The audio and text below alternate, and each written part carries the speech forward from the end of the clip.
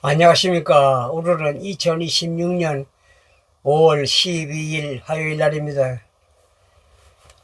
오늘은 윤석열 전 대통령 마지막 헌재 변론을 읽어보겠습니다. 감개무량합니다. 마음이 숙연해지고 무거워졌습니다. 평생 처음 윤 대통령 마지막 변론을 읽는다는 생각해보니 눈물부터 납니다. 눈물이 납니다. 그래도 용기를 내서 한번 읽어보겠습니다. 아마 유튜브 방송하는 분들, 많은 분들이 있지만 윤석열 대통령 마지막 본문을, 전문을 읽은 분은 없을 것입니다. 오늘도 전면만 일부분 읽어드리고 다음에 2편을 읽어보겠습니다. 오늘 읽어보겠습니다.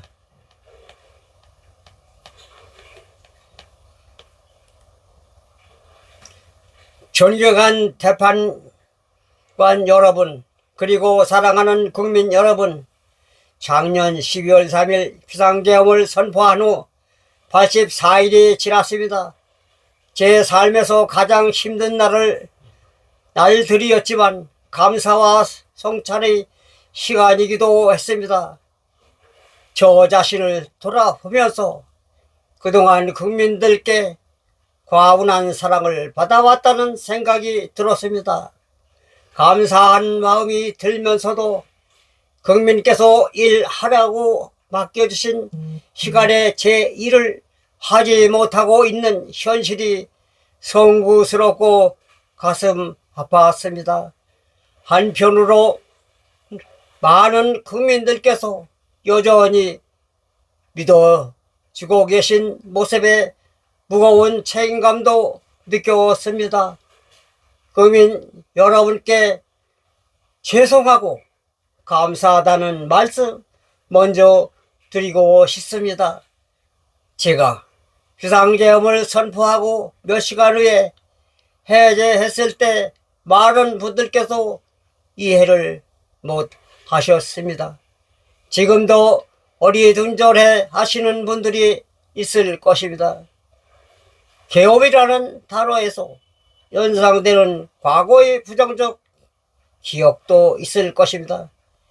거대 야당의 내란 공작 세력들은 이런 트라우마를 악용하여 국민을 선동하고 있습니다.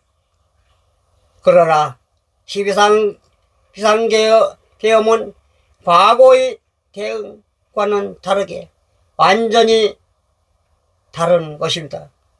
무력으로 국민을 억압하는 계엄이 아니라 계엄의 형식을 빌린 대국민 호소입니다.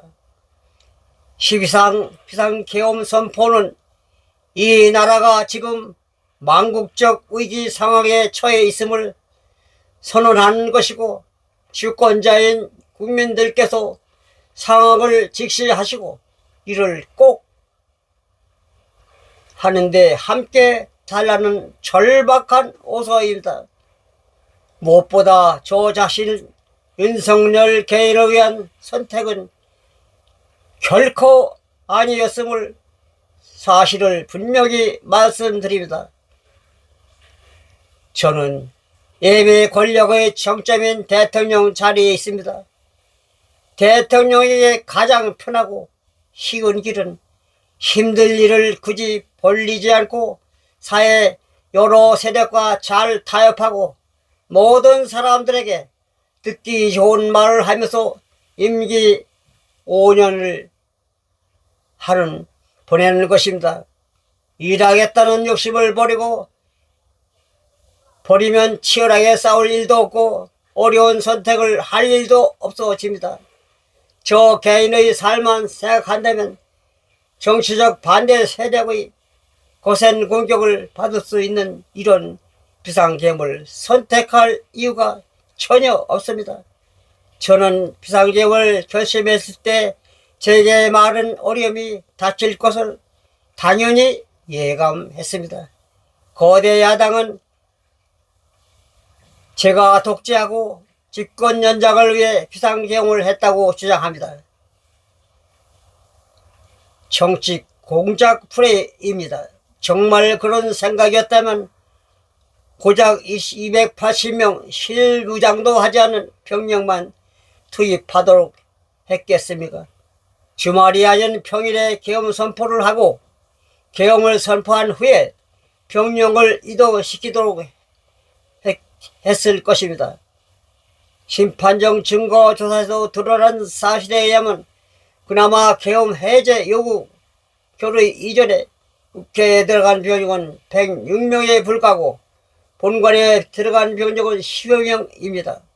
10여 명이 유리창을 깨고 들어간 이유는 자신들의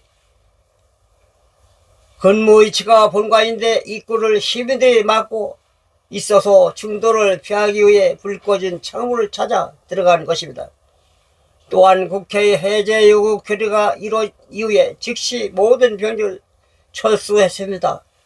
투입된 군의 병력이 워낙 소수이다 보니 국회 외곽 경비와 질서 유지는 경찰에게 요청했습니다. 경찰은 인근에 있는 집회 대응 능력 300명을 외곽에 보낸 것입니다. 부상당한 구진들은 있었지만 일반 시민들은 단 한 명도 피해도 없었습니다. 처음부터 저는 국방장관의 이번 비상계엄의 목적이 대국민 호소임을 분명히 밝혔습니다. 또한 국회의 계엄 호주가 신속히 뒤따를 것이므로 계엄 3세가 오래가지 않을 것이라고 예측했습니다.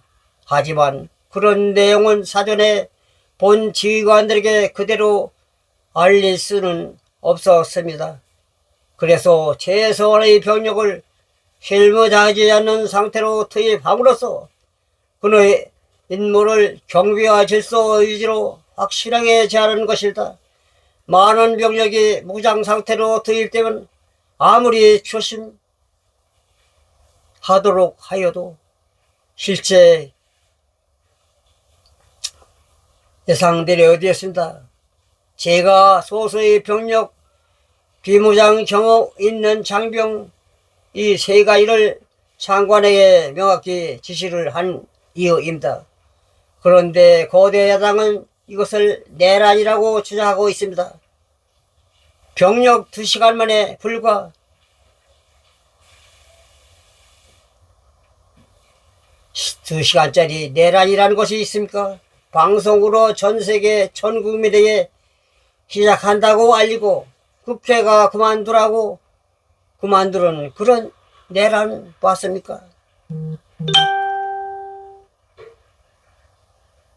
대통령이 국회를 장악하고 내란을 일으키는 했다는 주장은 어쨌든 대통령을 끌어내리기 위한 선동 공작입니다. 대통령의 법적 권한인 계엄 선포에 따라 계엄 사무를 하고 질서 유지 업무를 당당한 공직자들이 이러한 내란머리 공작에 의해 지금 고초를 겪고 있는 모습을 보고 있으면 가슴이 찢어지는 것 같습니다. 여러분들이 대통령의 장기 독재를 위해서 일을 했겠습니까?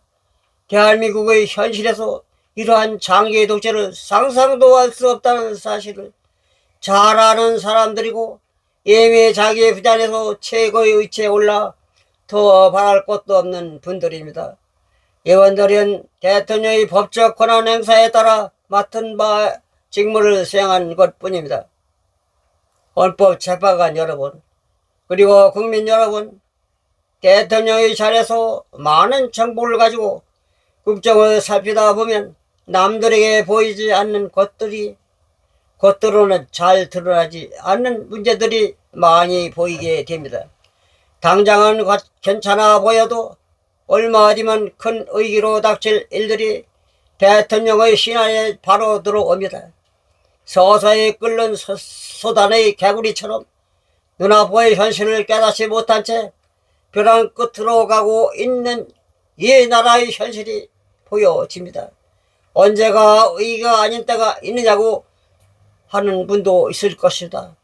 그렇지만 그동안의 의가 돌발 현상 수준이라면 지금은 국가 전력의 의기 총체적 시스템의 의기라는 점에서 차원이 완전히 다릅니다. 미국 트럼프 대통령 취임 첫날 국가 비상사태를 선포하고 군을 투입했습니다.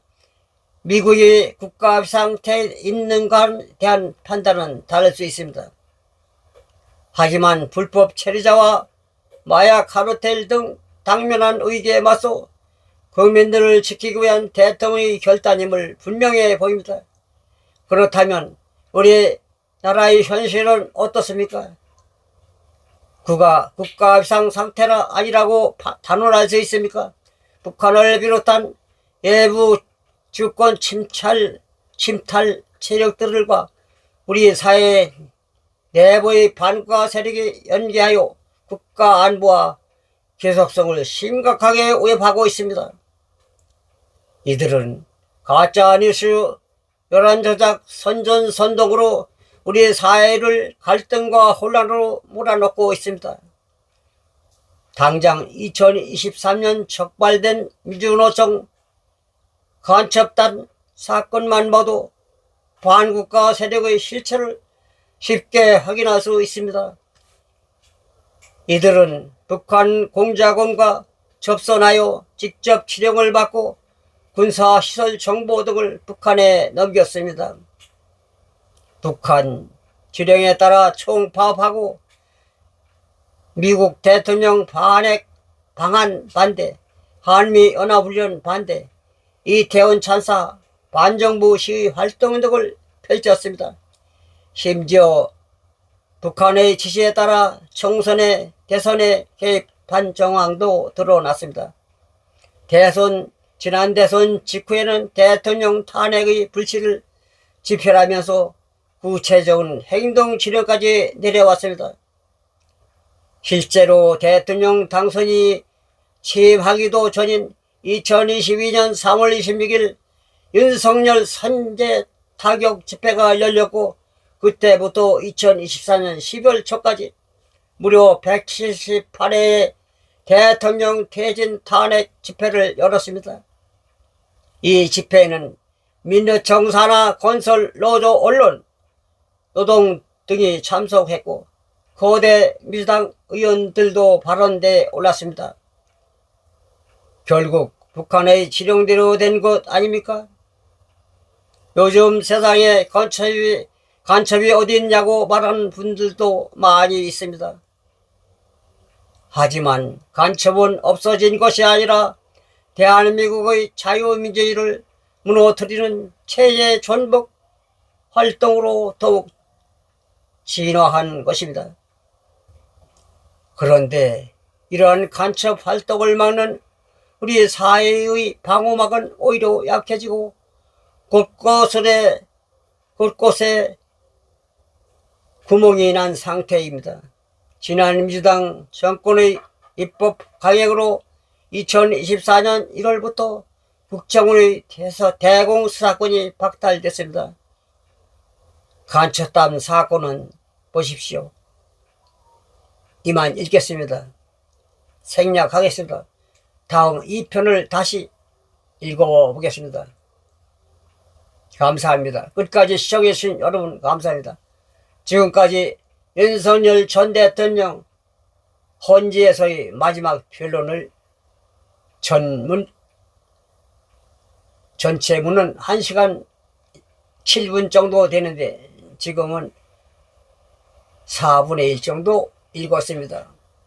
다시 제2차로 다시 하겠습니다. 고맙습니다. 끝까지 시청해주신 고맙습니다.